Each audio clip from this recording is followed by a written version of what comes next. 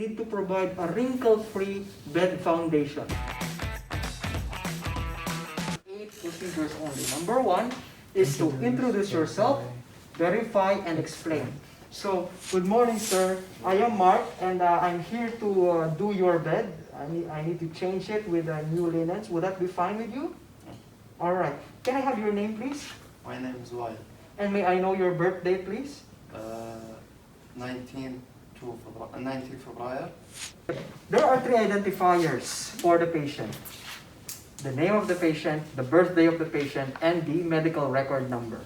The nurse, when verifying the patient, should use 2 out of 3 identifiers. I already performed hand hygiene, and I already put on my PPE. Provide the client's privacy by drawing the curtain. Next, you need to remove the top bedding. The top bedding composed of the blanket, and maybe there's another top sheet right here, okay? So what we're gonna do is to remove the top bedding and any other things attached to the bed, okay? One thing that is attached to the bed is the pole light, okay? You need to loosen the top linens. Remember that this one is tucked at the foot part. Sahih, the blanket and the top sheet is tucked at the foot part.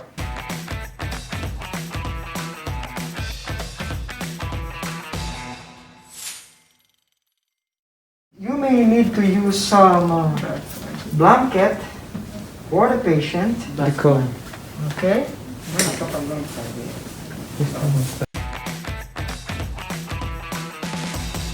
Privacy. For 2 things, number 1 is privacy, and number 2 is to maintain the warmth of the patient. Alright? Now we will instruct Mr. Waya, can you please hold on to this top edge? We call it the top edge. Okay? If the patient is this one, hold. Okay. If the patient is unconscious and could not grasp the top edge, you can at least put this one, tuck it under the shoulder of the patient.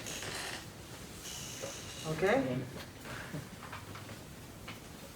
If the patient is unconscious. Alright? What is the purpose for the blanket? The purpose is to cover the patient while I am removing the top linen. Grasp the top edge of the top linen and pull it towards the foot part. Okay?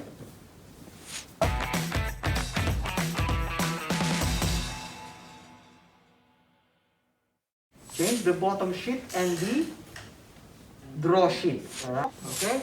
How do we do this? Okay? First things first, I need Mr. Wire to come closer to my side so that there will be adequate space when I roll him to that side. Okay? I will move the patient per segment. The body of the patient is divided into 3 segments: the upper segment, the middle segment, and the lower segment. Mr. Weil, I just need to move you a little bit to this side, and also to this side, and also the feet to this side. Alright? Okay. Next thing for me to do, the patient now have an adequate space right here, so I need to lug roll the patient as one unit. Alright?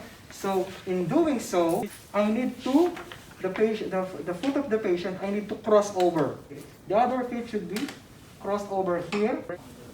And then, the hands of the patient, the arms of the patient should be positioned as well. Okay?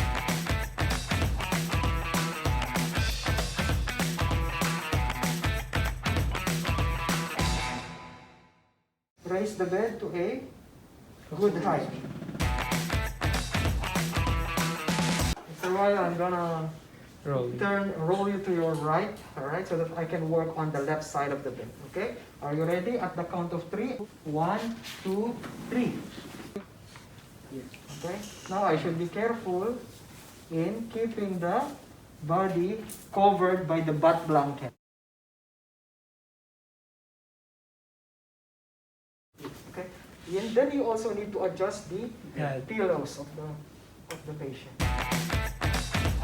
Do not roll the patient to the other side without making sure that the side rails are up. Alright? The next thing for me to do is to loosen the bottom sheet, okay, and the draw sheet. Loosen it and roll it towards the center of the bed under the patient. Okay? Now remember that I have already touched the soiled linen. So I need to change the gloves. Because if I use the same gloves to touch a new linen, then I will contaminate the new linen. Okay? I need to apply the new gloves. This is my second gloves, eh?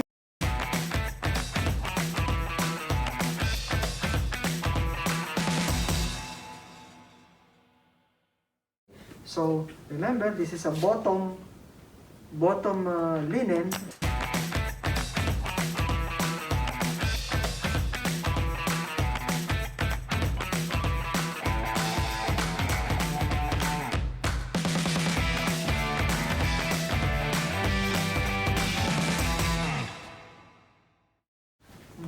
And the other one here, we fan fold it to the center of the bed.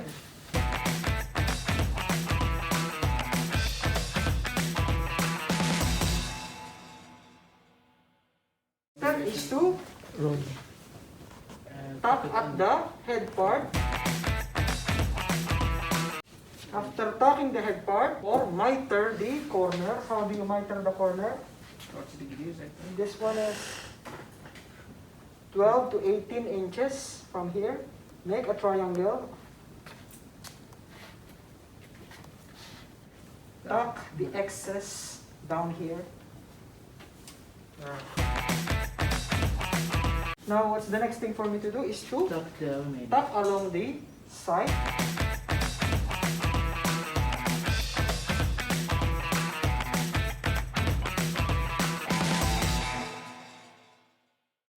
Okay. Next, put the draw sheet as well. Okay. Unfold to the center.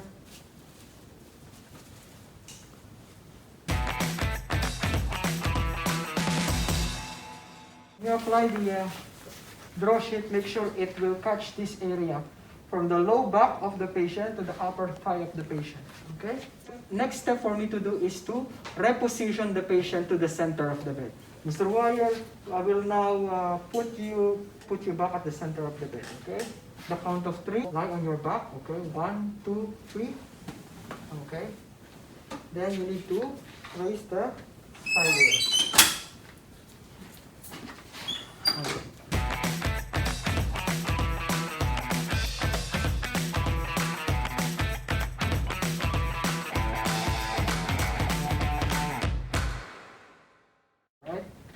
Wire.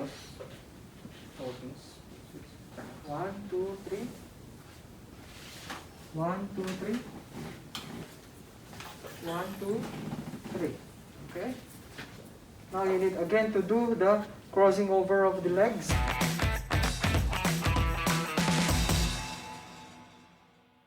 Okay. And reverse the hands also. And this one should be extended up. And this one should be, And the bellow should be to this side. Alright. So, log roll the patient. We will log roll you at the count of 3. 1, 2, 3. Okay. Making sure that the patient's back will be always covered to maintain the dignity and the privacy of the patient. Okay? Next. Okay. Adjust the pillow as well. Now, I will remove the soiled linen on this part.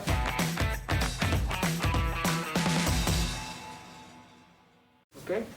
Then, put it in the hamper. Okay? Now, Remove the gloves again. I need to remove the gloves again.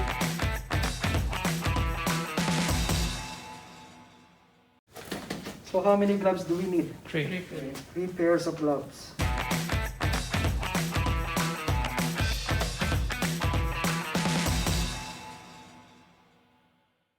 For me to do is to pull layer per layer, starting first with the bottom sheet. Before that, after pulling it towards you, tap and then miter the corner.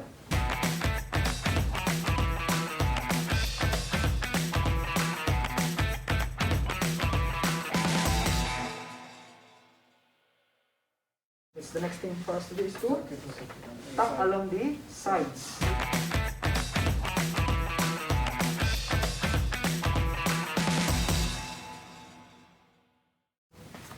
And back pain. Okay? Next is the draw sheet. Okay? Pull the draw sheet, and if it is long enough, you can tuck it as well under the bed. Okay. Now there are some hospitals, on top of this, they also use a draw sheet. Draw sheet, it's like the same width like this, and they put it under as well. This draw sheet is used for positioning the patient up on bed, lower on bed. There will be just two persons to grab the draw sheet and change position for the patient. You can also do that. All right? Okay. You need to Change the pillow. put the patient back at the center of the bed and then apply the top sheet and the blanket. Okay?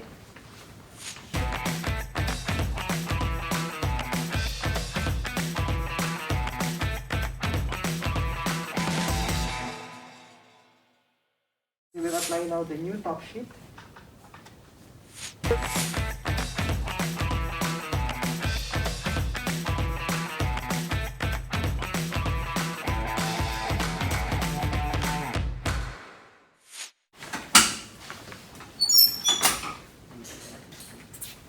Okay, and then the blanket.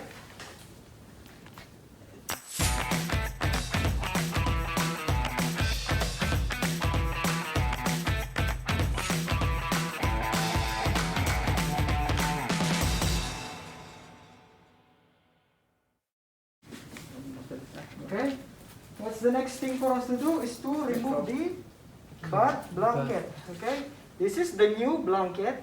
This is the top sheet. Instruct the patient to hold both of them. Please hold it. And then remove the bath blanket from the under.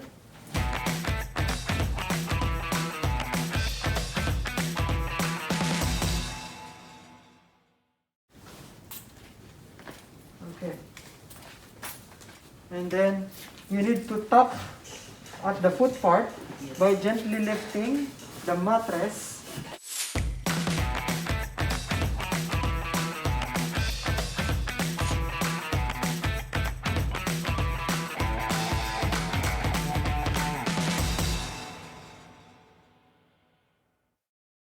So, make a triangle.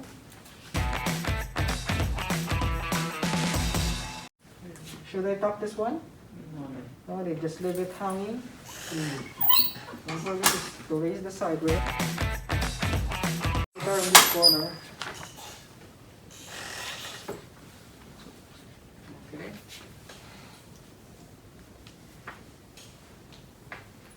Triangle.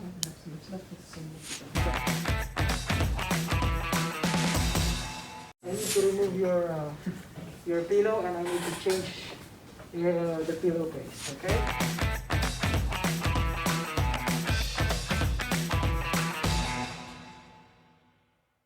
Remove the gloves, and then you can put on the new pillowcase even without the gloves, alright? Okay.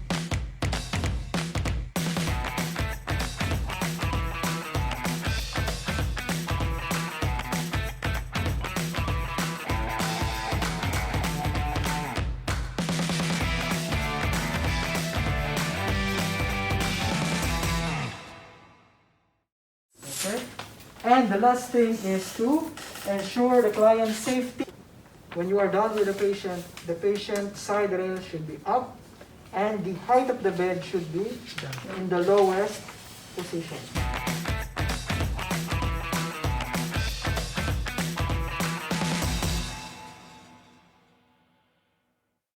Okay, there you go, that's the lowest height, alright? And you give back the call light to the patient, so that after a while, whenever you need something from the nurse, you can just press the call light, okay? So you just need to give to the patient. And then, make sure that everything, the bedside table, is near the patient, within his reach, so that he can personally do it himself, a little sense of independence for the patient, okay?